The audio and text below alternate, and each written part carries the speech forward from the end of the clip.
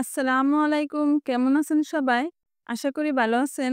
অনেকদিন যাবৎ ভিডিও নিয়ে আসা হয়নি। আমি একটু অসুস্থ ছিলাম তাই ভিডিও নিয়ে আসতে পারিনি। তো অনুসরণী ৭ এর ঘ ৪ নাম্বার অঙ্কটি আজকে করাবো। ১ ইঞ্চি সমান ২.৫৪ সেন্টিমিটার আর ৮.৫ ইঞ্চি সমান কত সেন্টিমিটার? ১ ইঞ্চি সমান ২.৫ সেন্টিমিটার। তাহলে ২ ইঞ্চি সমান কত? আমি যদি এটাকে ২ দ্বারা গুণ করি ২ ইঞ্চি সমান পাবো। ৩ ইঞ্চি সমান কত? ৩ দ্বারা গুণ করলে পাবো। তো ৮ ইঞ্চি সমান কত? মানে ৮ দ্বারা গুণ করলে আমরা পেয়ে যাব। তো এখানে ৮.৫ ইঞ্চি সমান কত? ৮.৫ ইঞ্চি দ্বারা গুণ করব।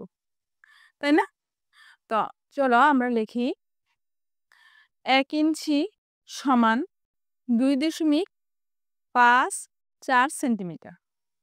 তাহলে ৮.৫ ইঞ্চি সমান কত সেন্টিমিটার? সুতরাং ৮.৫ ইঞ্চি, ইঞ্চির নিচে আমরা ডট ডট দিতে পারি অথবা ইনভার্টেড কমার মতো চিহ্ন দিতে পারি, সমান ২.৫৪ আগে লিখব। ২.৫৪ কে ৮.৫ দ্বারা গুণ করব। এখানে যদি ২ ইঞ্চি বলতো ২ দ্বারা গুণ করতাম, ৩ ইঞ্চি বললে ৩ দ্বারা গুণ করতাম। ২.৫৪ কে ৮.৫ দ্বারা গুণ করব। তো আমরা সাইডে আলাদাভাবে রাফ আকারে গুণটা করে এখানে উত্তরটা বসাবো। ২.৫৪ এখানে গুণ করব ৮.৫ দ্বারা। তো আমরা গুণটা করি। ৪ ৫ ২০, ২০ এর ০ হাতে রইল ২। তো ৫ ৫ ২৫, ২৫ এর সাথে ২ যোগ করে দিব। যোগ করে দিলে হলো ২৭, ২৭ এর ৭ হাতে রইল ২, ৫ দুগুণে ১০, ১০ এ আর ২ ১২। তো এবার ৮ দ্বারা আবার গুণ করব।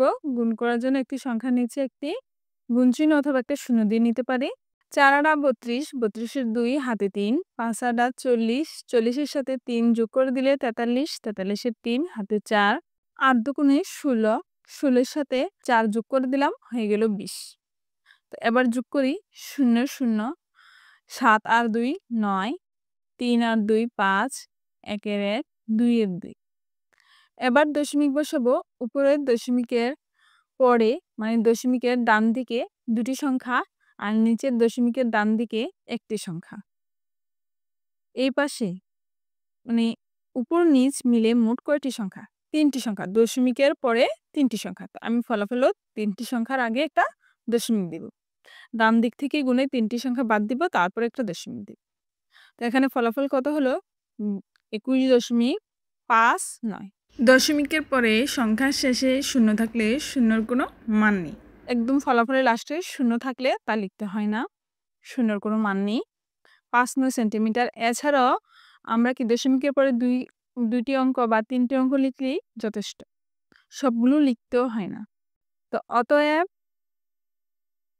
উত্তর কি আমাদের ৮.৫ ইঞ্চি সমান ২১.৫৯ সেন্টিমিটার।